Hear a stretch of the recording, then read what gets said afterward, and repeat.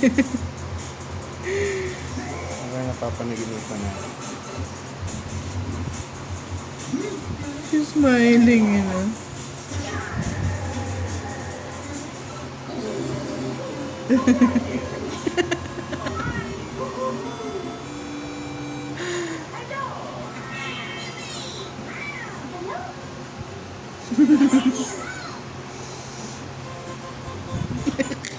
Huwag mong galawin.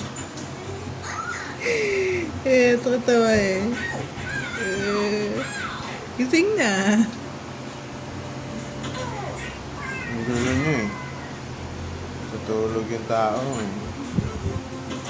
Tulog yung malit na tao eh. Kala mo, construction yung trabaho.